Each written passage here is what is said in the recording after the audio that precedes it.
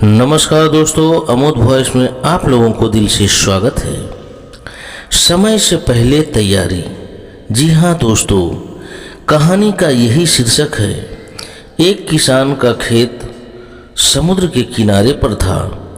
उसने इस खेत को किसी अन्य किसान को इस खेत में काम करवाने के लिए कई विज्ञापन दिए, लेकिन ज़्यादातर लोग समुद्र तट पर स्थित खेत में काम करने के इच्छुक नहीं थे। समुद्र के किनारे प्राय भयंकर तूफान उठते रहते हैं जो जान माल और फसलों को नुकसान पहुंचाते थे। उस किसान ने कई लोगों को अपने सहायक के रूप में कार्य करने के लिए कहा, परंतु सभी ने मना कर दिया। अंत में एक बुजुर्ग इस काम के लिए तैयार हो गया। वह बुजुर्ग व्यक्ति व्यवहार में बहुत ही टेढ़ा था।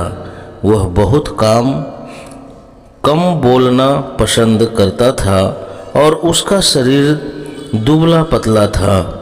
वह बुजुर्ग व्यक्ति किसान के पास आया। किसान ने उस बुजुर्ग व्यक्ति से पूछा, खेती किसानी जानते हो? उस बुजुर्ग व्यक्ति ने उत्तर दिया, हाँ मैं खेती जानता हूँ और मैं उस समय सो सकता हूँ जब तूफान आ रहा हो।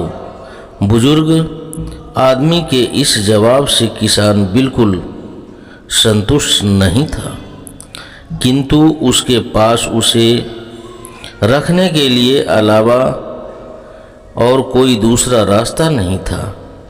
वह बुजुर्ग व्यक्ति सुबह से शाम तक खेत में काम में लगा रहा था। किसान भी उसकी काम से संतुष्ट था। एक रात समुद्र की ओर से तूफान की खौफनाक आवाज़ें आने लगी। किसान काफ़ी डर गया।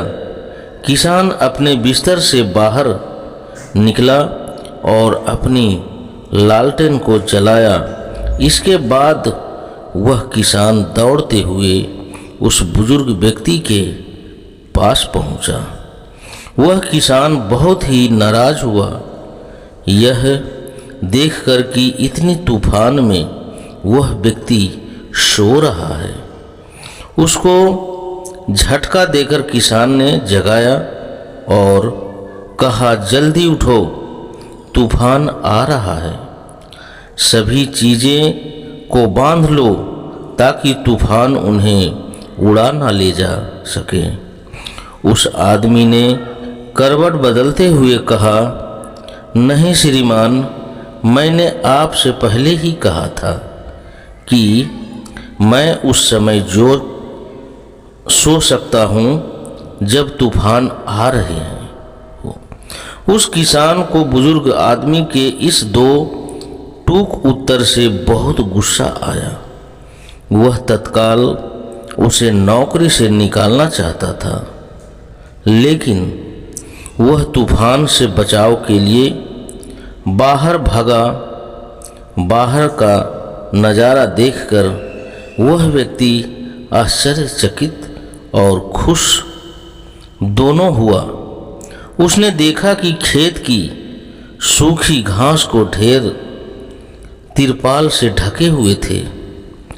सभी गाय अपने तबले में बांधी है और मुर्गियां अपने दरबे में थी। साथ ही साथ दरवाजे बंद थे। हर चीज भी बंधी थी और एकत्रित थी। कुछ भी तूफान से उड़ नहीं सकता था। किसान को तब जाकर उस बुजुर्ग आदमी की बात का अर्थ समझ में आया। वह किसान अपने बिस्तर की ओर लौटा और आराम से सो गया। कहानी से सीख मिलता है कि हमें अपने काम समय रहते कर लेना चाहिए।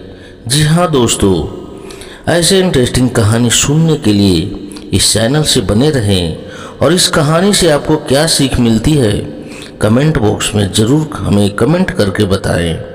और इस चैनल पर पहली बार आए हैं तो चैनल को सब्सक्राइब करें और वीडियो को ज़्यादा से ज़्यादा लाइक करें और शेयर करें।